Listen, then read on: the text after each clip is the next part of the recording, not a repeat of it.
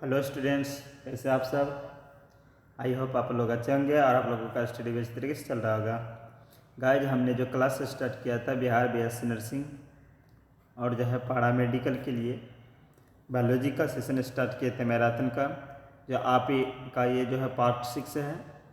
और जो है आज जो हम क्वेश्चन देखने जाने वाले हैं वह सारा क्वेश्चन होगा एनिमल किंगडम यानी कि जंतु जगत से। ठीक है, बहुत ही इंपॉर्टेंट जो है ये चैप्टर होता है। यहाँ से बहुत सारे क्वेश्चन भी पूछे जाते हैं। ये एमसीक्यू सेशन होगा। आप लोगों से एक छोटी सी रिक्वेस्ट है कि अगर आप हमारे चैनल पर नए हैं या पहली बार आए हैं, चैनल को सब्सक्राइब कर लीजिए, अपने दोस्तों के साथ शेयर कर लीजिए।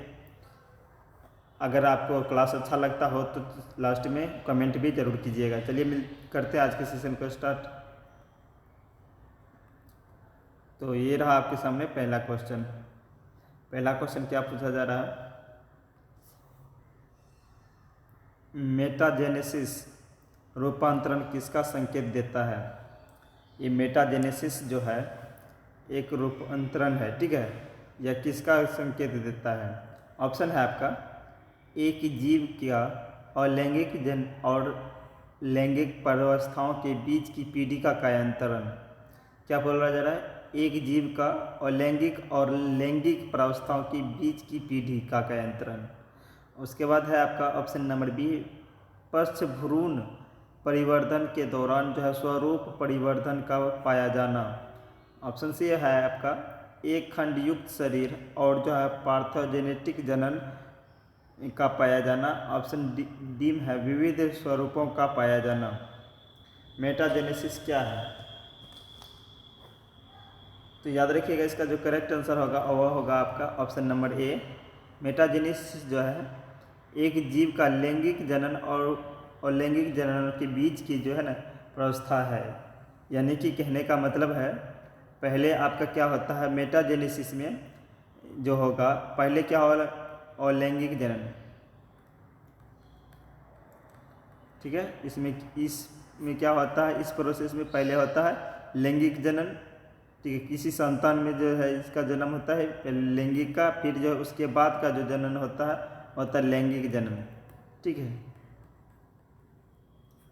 तब उसके बाद क्या होता है लैंगिक जनन। इसी चीज़ को क्या कहा जाता है, तो मेटाजेनेसिस कहा जाता है, ठीक है। यह पराया जो पाया जाता है, इस प्रकार की जो प्रक्रिया पाया जाता है वह पाया जाता है निडेरिया में, ठीक है।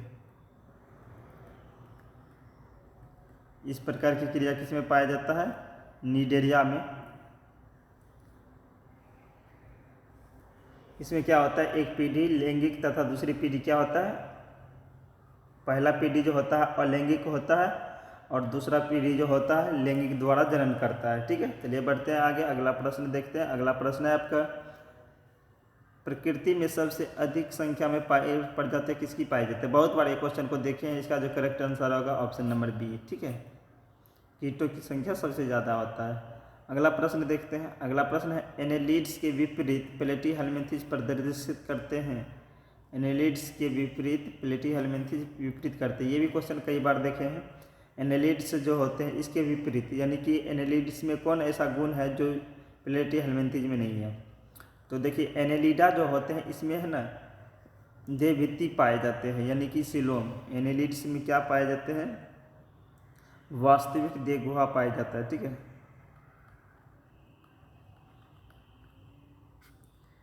देह गुहा उपस्थित होता है, लेकिन प्लेटीहेल्मिन्थेस में जो है इसी को हम लोग सिलोम के नाम से जानते हैं, ठीक है। लेकिन ये सब वास्तविक देह गुहा अनुपस्थित होते हैं।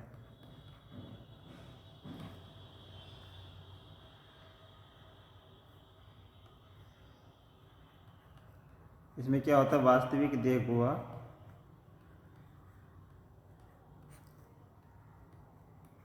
अनुपस्थित, ठीक है। यानी कि इसमें सिलोम नहीं पाए जाते हैं, ठीक। तो एनेलिड्स की किस में होगा, तो देह गुहा की अनुपस्थिति, यानी ऑप्शन नंबर ए ही इसका करेक्ट आंसर हो जाएगा, ठीक है। बाकी बात तो देखना ही नहीं है, द्विपार्श्व समिति, अरीय समिति सब तो देखना ही नहीं है, ठीक है। तो ऑप्शन नंबर ए ही इसका करेक्ट आंसर हो जाता है। ठीक है, चलिए बढ़ते हैं आगे। अगला प्रश्न है आपका, कोशिका उत्तक देह संगठन चारित्रिक गुण है। किसका गुण है जो है कोशिका उत्तक देह संगठन? आपको बताए थे कई बार, ये भी क्वेश्चन आया हुआ है। कोशिका उत्तक देह संगठन, देह संगठन जो है 4 प्रकार से जीवों का होता है लगभग में, जैसे कि कोशिकीय देह संगठन, कोशिकीय स्तर का,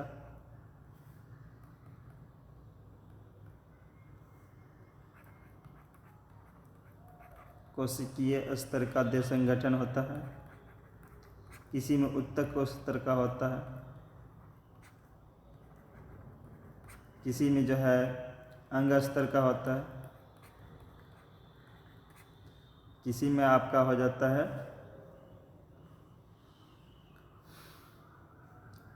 अंगतंत्र स्तर का। अंगतंत्र मिलकर के शरीर का निर्माण करता है।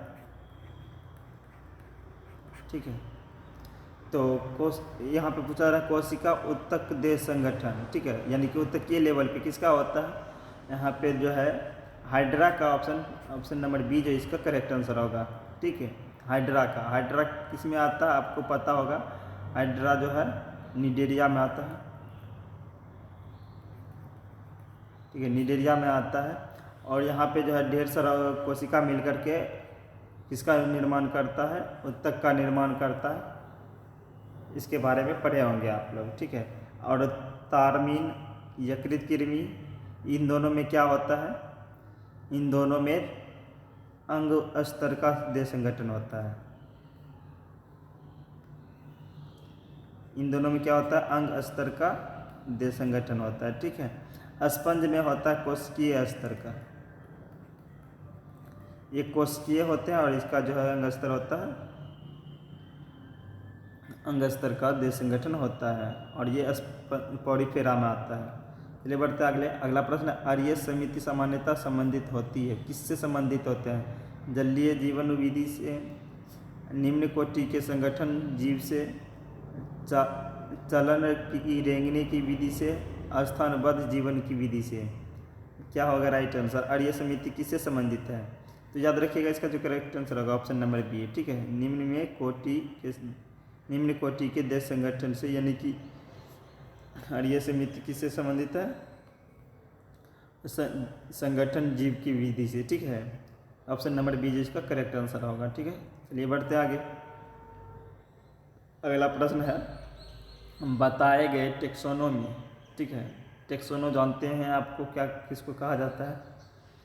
उसका चुनाव कीजिए जिनमें दोनों समुद्री, स्वच्छ और जलीय जीव जातियां हैं। समझ में आया होगा? बताए गए टेक्सोनोमी क्या करता है? उसका चुनाव कीजिए जिसमें दोनों समुद्री और जो है स्वच्छ जलीय जातियां होती है, यानी कि दोनों समुद्र और जो है किसमें? समुद्र दोनों में पाए जाते हैं। स्वच्छ जीव और समुद्री पानी में दोनों में पाए जाते हैं। क्या होगा राइट आंसर?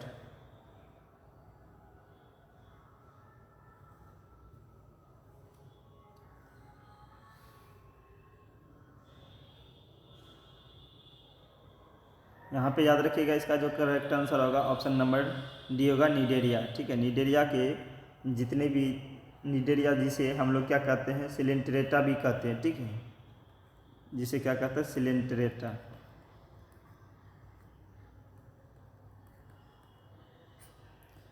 सिलेंट्रेटा के जो में जितने भी जीव पाए जाते हैं, कुछ जीव जो है स्वच्छ जीव जल में पाए जाते हैं, कुछ जो है समुद्र में पाए जाते हैं। जैसे ऑरेलिया, आप लोग को पता होगा, जेली फिश के नाम से जानते हैं। हाइड्रा, इसका उदाहरण अभी देखे थे। ये सब इसके मुख्य उदाहरण हैं। ठीक है, चलिए बढ़ते हैं आगे। अगला प्रश्न है, कोशिकाओं का जलावत होना, खाद्य पदार्थ का निषेधन करने वाली कशाभिकामय कोशिकाओं से स्तरित आंतरिक गुहा का पाया जाना तथा अप्रत्यक्ष परिवर्धन का होना किस संघ की विशिष्टताएं हैं? ये सारा गुण जो आप पढ़ रहे हैं, ये सारा गुण जो है किसका लक्षण है? कौन से संघ में पाए जाने वाले जीव का लक्षण है?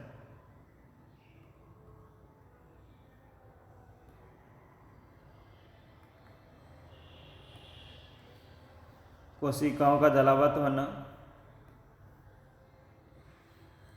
कोशिकाओं का जलावत होना या फिर खाद्य पदार्थों के निषेधन करने वाली किसी भी इकाई, कोशिकाओं का अस्तित्व, आंतरिक गुहाओं का पाया जाना तथा अप्रत्यक्ष परिवर्धन का होना किस संघ की विशिष्टताएं हैं, किस फाइलम में पाया जाता है। ऑप्शन है आपका पॉरीफेरा, मोलस्का, प्रोटोजोआ, सिलेंट्रेटा। क्या होगा राइट आंसर? तो याद रखिएगा इसका जो करेक्ट आंसर होगा हो जाएगा आपका ऑप्शन नंबर, क्या पूछा जा रहा है, कोशिकाओं का होना ना, तो यहाँ पे हो जाएगा आपका ऑप्शन नंबर ए पॉरीफेरा। ठीक है, पॉरीफेरा का जो शरीर होता है जलावत होते हैं और जो है निषेधन करने वाली कशिकाएँ भी पाई जाती है और जो है इसमें अप्रत्यक्ष परिवर्धन भी होते हैं। ठीक है, ये सारा गुण पॉरीफेरा से संबंधित है। ठीक है, ये पहला संघ होते हैं जंतु जगत का पॉरीफेरा। चलिए बढ़ते आगे। अगला प्रश्न है निम्नलिखित में से किस जीवित प्राणी को में कोशिका भित्ति का पूर्ण अभाव होता है? जीवित भी है और कोशिका भित्ति का अभाव है। निम्नलिखित में से किस जीवित प्राणी में कोशिका भित्ति का पूर्ण अभाव होता है? ऑप्शन है आपका आर्कीबैक्टीरिया, समुद्र फेन यानी गोर्निया, सैक्रोमाइसिस, निर्धारित शैवाल। क्या होगा राइट आंसर? देखिए यहाँ नीलहरित शैवाल में तो कोशिका भित्ति पाए जाते हैं। ठीक है, सैक्रोमाइसिस में भी पाए जाते हैं, आर्कीबैक्टीरिया में पाए जाते हैं। ऑप्शन नंबर बी जो इसका करेक्ट आंसर होगा। ठीक है, ऑप्शन नंबर बी, ये नहीं होगा, ये नहीं होगा, ये नहीं होगा। ठीक है, ऑप्शन नंबर बी इसका करेक्ट आंसर होगा। समुद्री फैन, जिसको समुद्री पंखा कहा जाता है, गॉर्गनिया, इसका मूल नेम गॉर्गनिया है। ठीक है, लेकिन इसे समुद्री पंखा भी कहा जाता है। यह किस संघ में आता है? तो यह आता है आपका निडेरिया में। ठीक है, जिसको हम लोग सिलेंट्रेटा भी कहते हैं। ठीक है, चलिए बढ़ते आगे। अगला प्रश्न है निम्नलिखित में से कौन सा एक प्राणी है जिसमें मुख और गुदा दोनों एक जैसा करने वाला बाहर को खुलता केवल ही छिद्र होता है? क्या कहता है? निम्नलिखित में से कौन एक प्राणी है जिसमें मुख और गुदा दोनों जैसा, दोनों के जैसा है ना, गुदा दोनों के जैसा कार्य करने वाला, बाहर को खुलता केवल छिद्र ही होता है? एक ही जैसा करता है कार्य, या कौन सा प्राणी होगा? ऑक्टोपस या एस्टेरिया या फिर एसिडिया या फिर फेसियोला? क्या होगा राइट आंसर? तो याद रखिएगा इसका जो करेक्ट आंसर होगा ऑप्शन नंबर डी होगा, फेसियोला। ठीक है, फेसियोला ये एक प्रकार का क्या होता है, टेपवर्म होता है। फेसियोला क्या है? एक प्रकार का टेपवर्म है।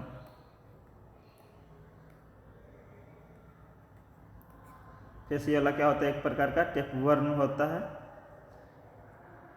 याद रखिएगा। ऑक्टोपस, ऑक्टोपस को क्या कहा जाता है? ऑक्टोपस को डेविल फिश के नाम से जाना जाता है। याद रखिएगा, कई बार पूछ लिया जाता है डेविल फिश के नाम से किसे जाना जाता है?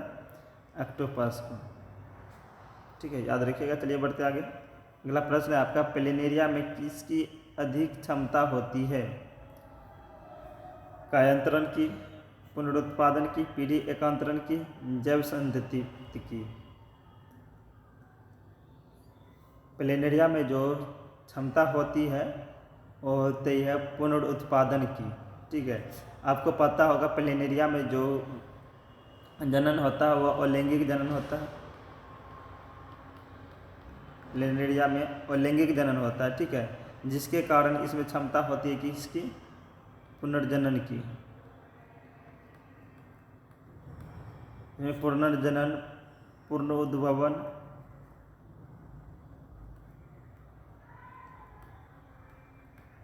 ये सब क्षमता होती है जिसके कारण ये क्या करते हैं? अलैंगिक जनन करते हैं प्लेनेरिया। ठीक है, याद रखिएगा ये इसका जो है ऑप्शन नंबर बी इसका करेक्ट आंसर होगा। ठीक है, ले बढ़ते हैं आगे। अगला प्रश्न है आपका निम्नलिखित में से कौन एक कथन है जो स्पेंजिला, जोंक, डॉल्फिन तथा पेंगुइन के चारों विषय में सही है? ठीक है, निम्नलिखित में से कौन एक कथन है जो स्पॉन्जिला, जोंक, डॉल्फिन, पेंगुइन के चारों के विषय में क्या है? सही है। आपको रीड करना है और आंसर देना है। ऑप्शन को रीड करना, आंसर देना है कि ऐसा चारों में समानता पाई जानी चाहिए। ठीक है,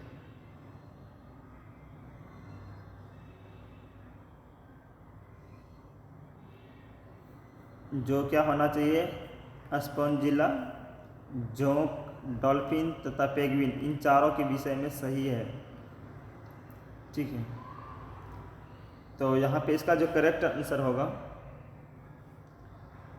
ऑप्शन नंबर सी होगा। ठीक है, स्पॉन्जिला में कीटाणु क्वेटिस्ट नामक विशिष्ट कॉलर युक्त कोशिकाएं होती है जो शेष में नहीं पाई जाती है। ऑप्शन नंबर सी सही होगा। ठीक है, चलिए बढ़ते आगे। अगला प्रश्न है साइकन प्राणियों के ऐसे वर्ग से संबंधित है। क्या कहता है, साइकन जो है प्राणियों के एक वर्ग है। ठीक है, ऐसे वर्ग से संबंधित है जिसे सर्वश्रेष्ठ प्रकार से वर्णित किया जा सकता है। वे क्या है, बहुकोशिकीय, उत्तकीय संगठन वाले, बिना देह गुहा वाले। इस तरीके से इसको जो है सर्वश्रेष्ठ कर सकते हैं या वर्णित कर सकते हैं। ऑप्शन बी है आपका, एक कोशिकीय व अकोशिकीय, बहुकोशिकीय, बिना उत्तक संगठन वाले, जठर वाहिका तंत्र बहुकोशिकीय वाले। क्या होगा राइट आंसर?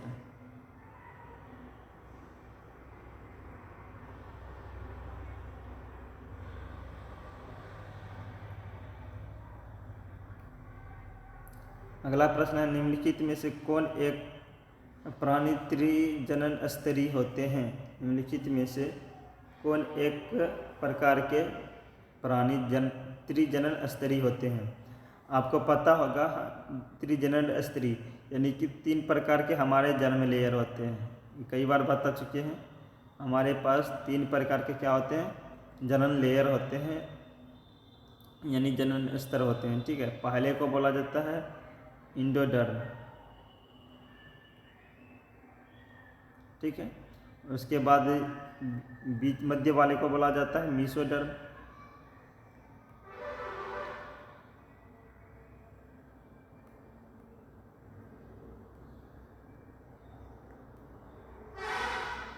ठीक है, और अंदर वाले को, सबसे बाहर में जो होता है, इसको बोला जाता है एक्टोडर्म।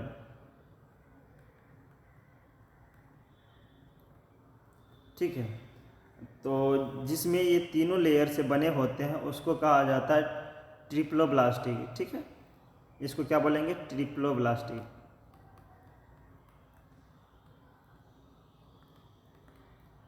ठीक है, जो तीनों जनन स्तर से बने होते हैं, जो जीव तीनों जनन स्तर से बने होते हैं, इसको ट्रिप्लोब्लास्टिक यानी त्रिजनन स्तरीय जीव कहते हैं।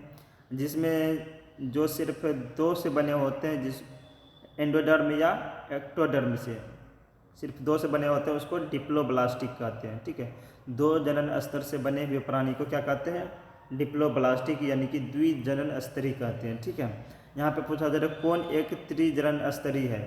ऑप्शन आपका चपटे कृमि, स्पंज, टिनोफोरा, पड़वाल। यहाँ पे याद रखिएगा, इसका जो करेक्ट आंसर होगा ऑप्शन नंबर ए होगा। ठीक है, चपटे कृमि। ठीक है, ये क्या होते हैं, त्रिजनन स्तरीय। इसका जो शरीर बना है ट्रिप्लोब्लास्टिक यानी 3 जर्म लेयर से बनी है। ठीक है,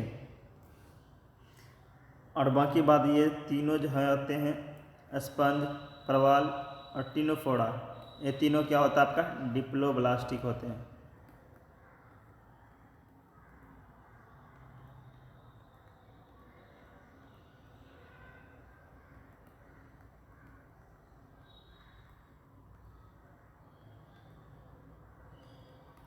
ठीक है, बाकी बात क्या होता है, डिप्लोब्लास्टिक होता है, और उसके बाद ये जो चपटे कृमि है आपका ट्रिप्लोब्लास्टिक है। ठीक है, याद रखिएगा। चलिए बढ़ते हैं आगे। अगला प्रश्न है, निम्न में कौन प्राणी व उससे जुड़ी घटना को सम्मिलित है? क्या पूछा जा रहा है, निम्न में कौन प्राणी व उससे जुड़ी घटना से सम्मिलित है? एक तरफ उसका प्राणी दिया गया है, उसके सामने उसका जो है घटना दिया गया है, वो आपको मैच करना है। ऑप्शन में है आपका टीनिया बहुरूपता। क्या टीनिया बहुरूपता दर्शाता है? फेरिटिमा लैंगिक द्विरूपता दर्शाता है। मस का पूर्ण में क्या होता है, पूर्ण कायांतरण होता है। कैमेलियन अनुहरण करता है। क्या होगा राइट आंसर?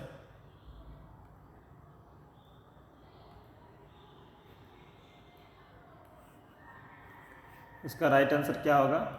तो याद रखिएगा इसका जो करेक्ट आंसर होगा वो हो जाएगा ऑप्शन नंबर सी, मस्का। क्या करता है? मस्का जो है अपने पहले जो है लार्वा छोड़ता है, ठीक है, उसके बाद ये प्यूपा में कन्वर्ट होता है। मस्का क्या किस में कन्वर्ट होता है? प्यूपा। प्यूपा के बाद वयस्क मक्खी में,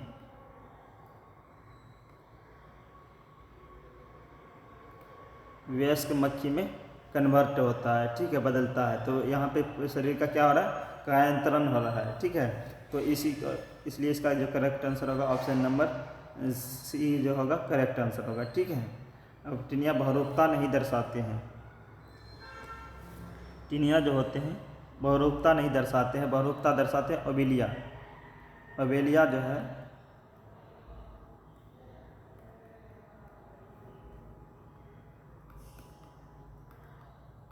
ओबेलिया जो है बहुरूपता दर्शाते हैं, ठीक है। उसके बाद ऑप्शन बी में आपका फेरिटिमा, ये जो होते हैं लैंगिक द्विरूपता नहीं दर्शाते हैं। इसमें होता है उभयलिंगी। ये क्या होते हैं? उभयलिंगी होते हैं, ठीक है। ऑप्शन डी में आपका कैमेलियन, ये जो है अनुकरण नहीं करता, इसमें क्षमता होती है अपने शरीर को बदलने की, ठीक है। तो चलिए बढ़ते हैं आगे। अगला प्रश्न है एस्केरिस लुम्ब्रिक्वाइटस व एनेफिलिस स्टीफेंसेंसी में क्या समानता है?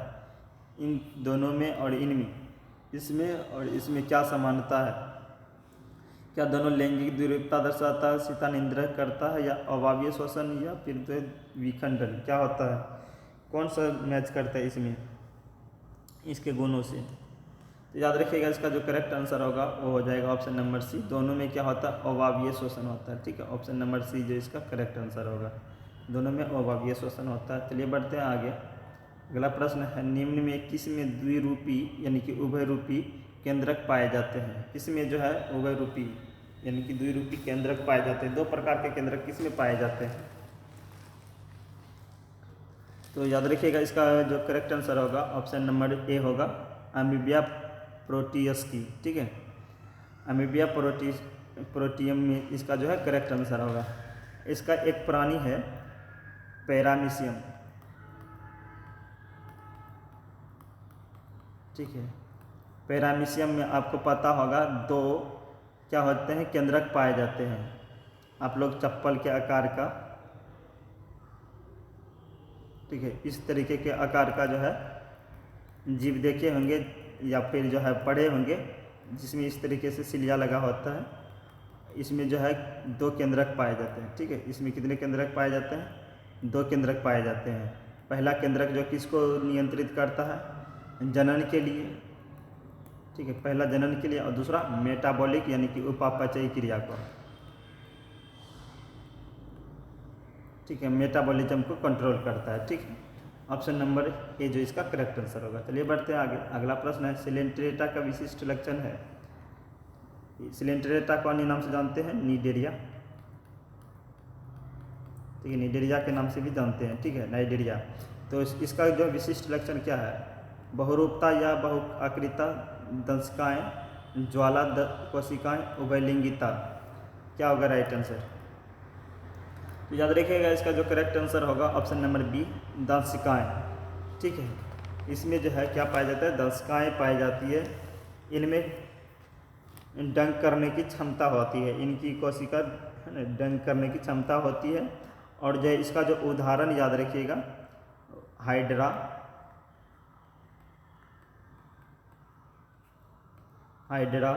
जेलीफिश,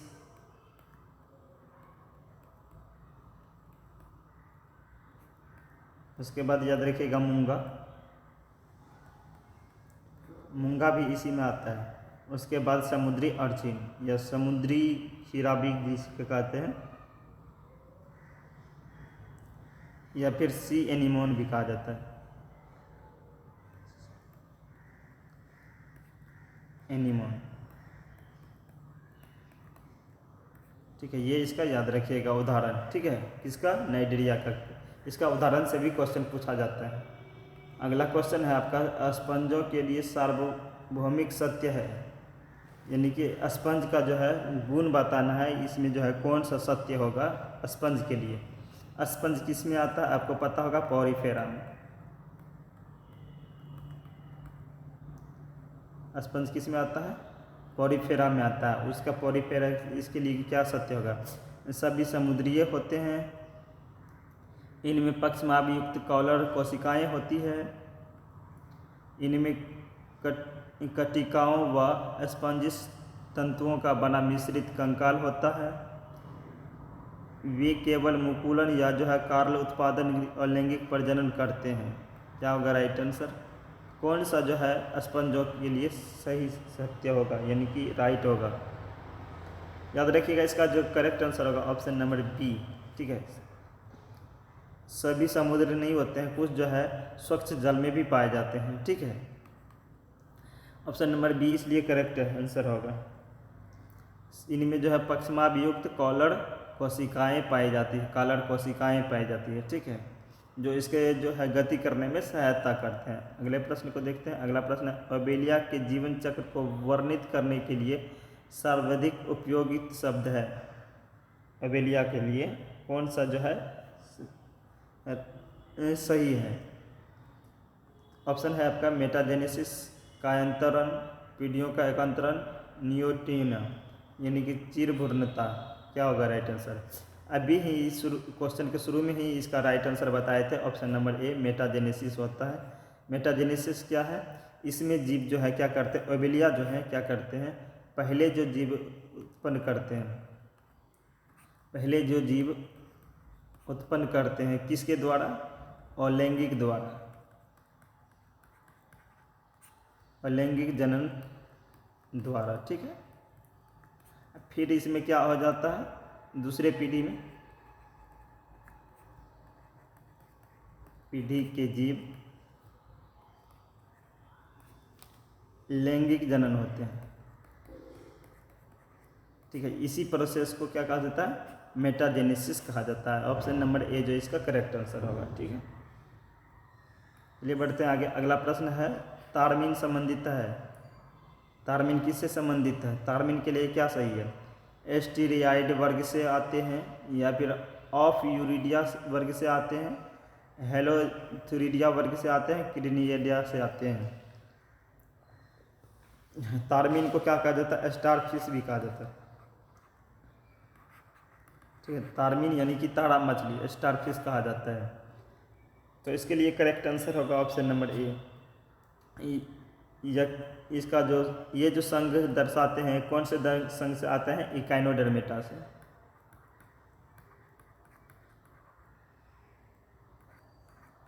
ठीक है, इकाइनोडर्मेटा से आते हैं, और जो है कौन से वर्ग से आते हैं, इकाइनोडर्मेटा के कौन से वर्ग से आते हैं, एस्टीरिडिया वर्ग से आते हैं। ठीक है, ऑप्शन नंबर ए जो इसका करेक्ट आंसर होगा।